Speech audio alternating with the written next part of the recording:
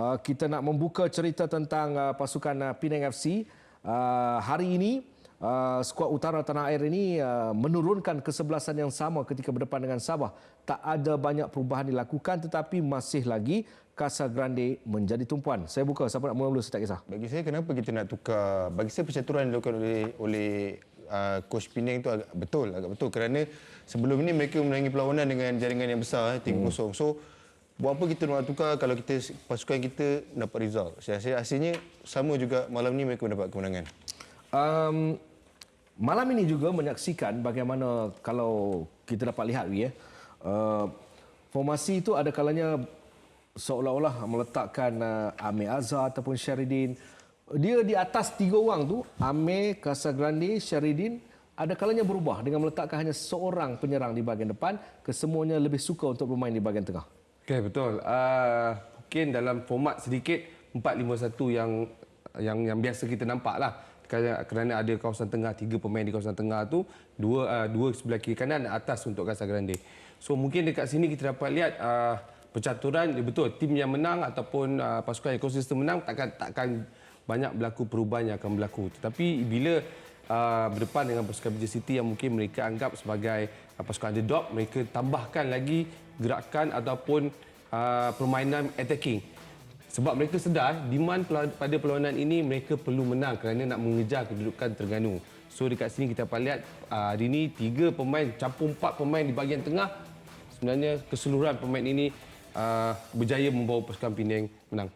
Okey, kita bawa perbincangan kita kepada cerita di bahagian flank ataupun di bahagian back menuju ke flanker. Penang FC mempunyai Azwan Ripin, Quanten Cheng.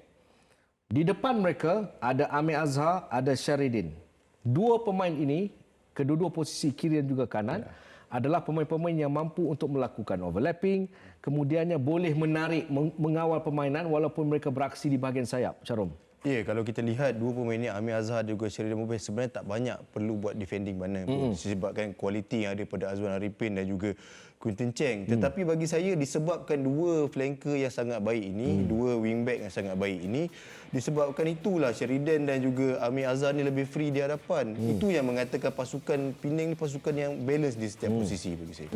Saya setuju dan mereka sebenarnya bergerak satu pasukan mengikut unit kerana mereka ada target man di depan dan pergerakan mesti berlaku di sebelah kanan sebelah kiri dan perlu membuat antaran crossing kerana Casa Grande 90% jaringan dia semua melalui tandukan. Ini berlaku apabila Quanten Cheng dengan Shahridin bergabung di sebelah kanan, terasanya gol yang pertama daripada melalui crossing dan gol yang kedua juga mesti datang selepas sepakan corner. Itu Azrin hantar bola masuk ke dalam. Ini semua taktikal yang akan berlaku untuk pasukan Penang.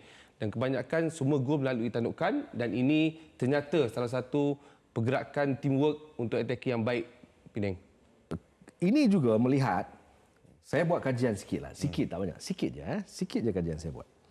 Bagaimana 3 pemain, Andrik Dos Santos, Achong, David Rowley. Kalau saya bermain di posisi David Rowley, saya suka. Sebab apa?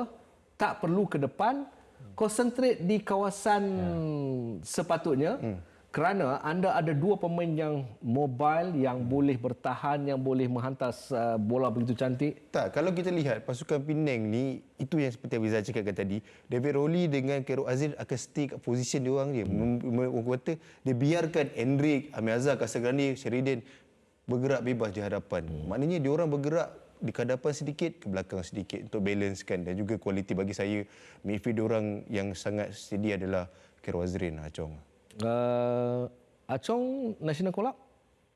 Boleh kalau ya boleh dicuba mengikut. Tak, awak macam tak setuju dengan saya? Tak, saya setuju sebab sekarang ni kenapa peluang tak pernah ada untuk dia. Ya. Wi sama Wi. Ya, saya setuju kerana kalau nak ikut balik fakta dalam pasukan Penang ni, dia antara pemain yang duduk di tengah yang paling banyak menang bola. Konsisten daripada membuat antaran, work di bahagian tengah dan ini kebolehan dia boleh dipanggil.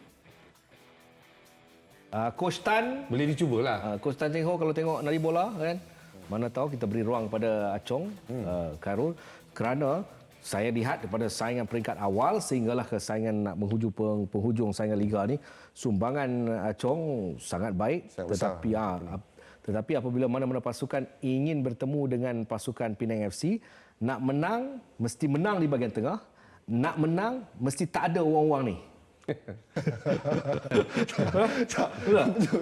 Tak, tapi saya rasa sebenarnya pasukan Penang ni kelebihan diorang adalah fizikal. Yes. Itu adalah pasti dengan 90% kata tadi 90% jaringan Casagrande yang menggunakan aerial duel kualiti yang ada pada Casagrande dan juga Rafael Victor juga. Mana set piece dia orang memang ada threat. Tetapi bab kata Fizal, tengah dia orang pun kerja juga. Betul. So Cairo Azri dengan David Rowley dan juga Hendrik, bagi saya yang paling senang buat dia adalah Hendrik Santos. Sebab dua dah steady kat belakang. So dia lebih kepada free roll kat depan. Dia ni sama macam Paulo Josue. Betul. Duduk kat depan. Macam nak sama Ya, gerakan, teknik, movement Kidal, duduk kidal. kaki kiri, that balance orang attacking di bahagian tengah, duduk tengah kaki kiri ni, dia punya hantaran tu tepat. Ini kelebihan. Okey, PJ City sedikit sebab kita dah bincang Hendrik Dos Santos, sedikit PJ City. Okey, memang sukar untuk PJ City. Kita tahu mereka pun dalam keadaan yang struggle. Pimaniam sekurang-kurangnya Pimaniam arahkan pemain ini bekerja keras. Itu yang lebih cantik tim PJ City ni dan hasilnya ada 1 gol. Saya rasa di awal-awal saingan Liga Super kebanyakan tak tahu apakah penerapan yang telah dilakukan oleh Pimaniam. Tetapi mereka dah buat postmortem, dah baca game apa PJ City dan sekarang kita tengok PJ City agak struggle dalam Liga setelah kembalinya Liga. Saya rasa selepas beberapa pemain-pemain utama mengalami kecederaan, umpamanya Darren Lock, Yes. tempiasnya agak ketara dan malam tu saya pergi tengok game lawan Kedah.